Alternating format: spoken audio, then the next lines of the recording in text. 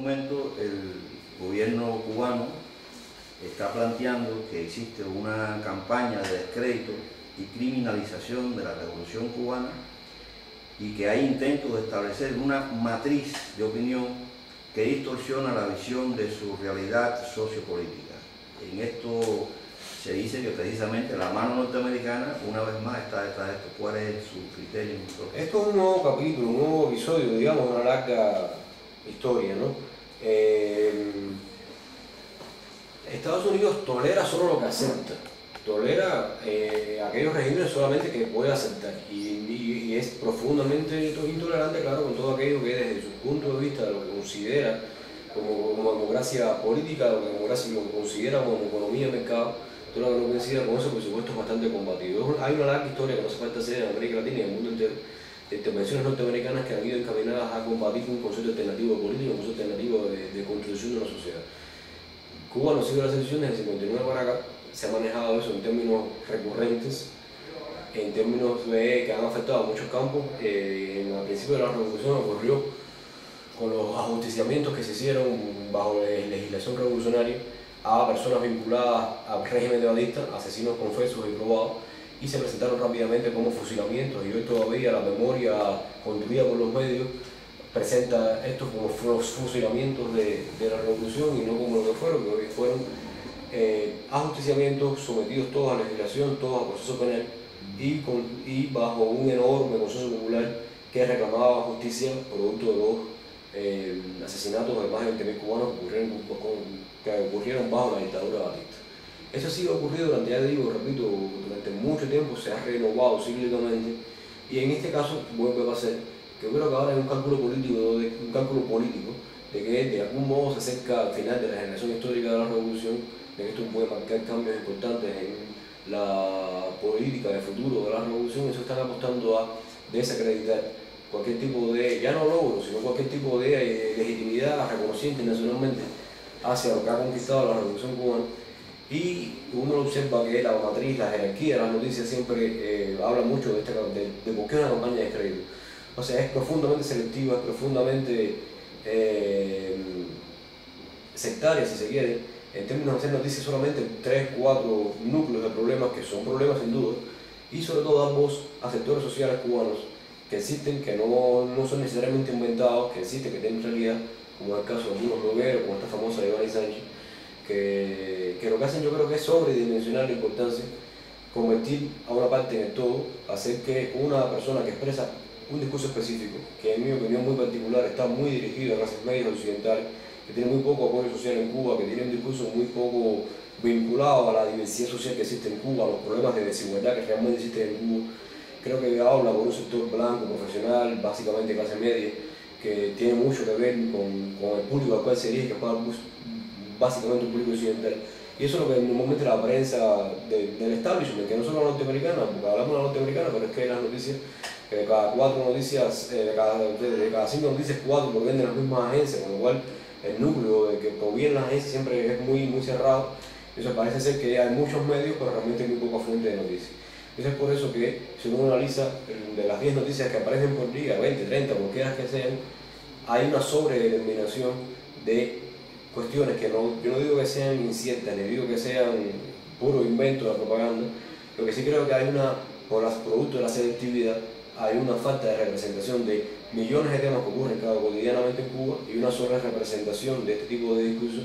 como si ese fuera lo único que pasara en Cuba. A mí me parece que eso es profundamente manipulador. ¿En qué sentido? Me parece que es manipulador en términos de que obvia la vida cotidiana de 11 millones de cubanos. Parece ser que en Cuba existen 2 actores políticos casi siempre, Fidel Castro y Giovanni Sánchez, o las Damas de Blanco y Fidel Castro, o Raúl Castro y Fariña, el disidente que está en otra huelga de hambre. O sea, eso me parece que lo que desconoce es,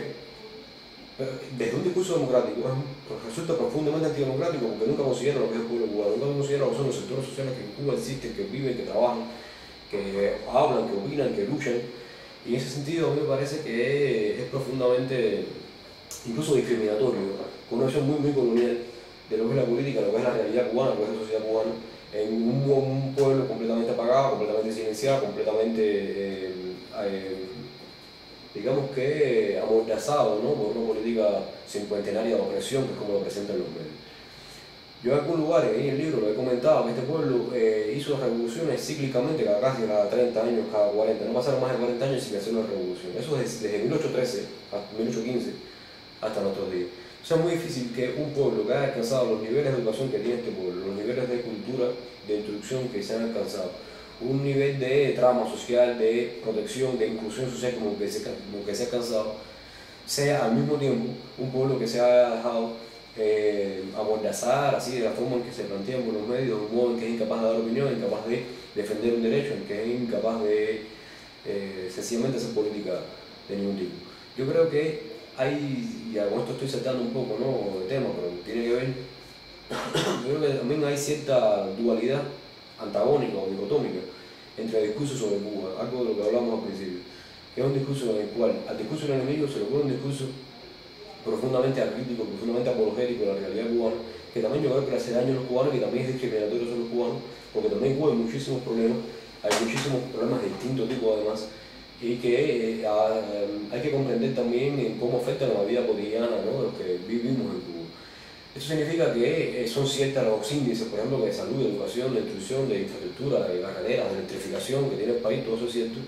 pero que solo trabaja con estas cifras y la analiza solo nominalmente, solo desde el punto de vista estadístico, no puede comprender cómo eso impacta, cómo eso es recibido por la población cubana, cómo se recibe en términos de calidad, cómo se recibe en términos de las políticas que han ido variando en términos de estas conquistas. O sea, yo lo que creo es que Cuba es una vieja idea, por supuesto, ni un infierno ni un paraíso, cosa que se viene diciendo hace mucho tiempo, pero que no acaba de verse todavía un discurso que sea más comprensivo de la realidad cubana en términos de que ni sea tan opuesto al enemigo que no da espacio a pensar un solo problema en Cuba, que se pasa. Porque criticando al enemigo solamente se habla de las virtudes del país para contrarrestar ese discurso, pero tan apologético y tan críticamente que no sé, es un país que es muy irreconocible para los que vivimos acá. Pero al mismo tiempo no es para nada el tipo de discurso que el enemigo, los medios de prensa, el establishment hacen, que parece que en Cuba no hay forma alguna de hacer nada y que prácticamente estaríamos convocados a un suicidio colectivo, ¿no?, porque no hay forma de vivir de ninguna manera en Cuba. Yo creo que eso tiene que ver con una vuelta de tuerca, en la campaña específicamente, ahora mismo, una vuelta de tuerca, leyendo el contexto específico que tiene el país, que tiene que ver con el tránsito biológico que se va a ocurrir en algún momento, con que la gran mayoría de las generaciones cubanas ya no han vivido la épica revolucionaria de los años 60, que se han educado, han nacido, han crecido en otro contexto que ya no tienen, por supuesto, por haber participado menos de los instantes fundacionales del proceso, o no han participado de ellos, tienen una relación distinta con la revolución. Y creo que no es malo tener una relación, no es malo, al contrario, es muy bueno tener una comunicación como la que tiene Cuba con el mundo. Cuba es un país muy comunicado realmente con el mundo, aun cuando hay mucha propaganda también como parte de esto, de que los accesos a internet, a correo, a la prensa extranjera son escasos. Esos son cuestiones todas que hay que valorar desde el punto de vista con muchos más matices, ¿no? Porque realmente el consumo social de internet es más amplio que en algunos otros lugares. El consumo de películas, por ejemplo, Cuba es un país que a nivel de literatura y a nivel de películas, por ejemplo, ha visto su población, ha visto más películas diversas a lo largo de décadas que muchos otros países. A nivel de las experiencias de festivales de cine latinoamericanos que se han hecho a lo largo de muchos años, el tipo de consumo cultural que hay en Cuba, el tipo de, incluso ya no solo a nivel oficial y formal, sino el tipo de consumo informal, cultural que se hace, que realmente es muy diverso. Y yo que sí creo, la migración cubana es tan grande que marca también una comunicación con todos los familiares que viven fuera de Cuba. Hay mucho turismo también y crece el turismo, más de 2 millones de personas están viniendo de turistas a Cuba, eso marca también mucha comunicación.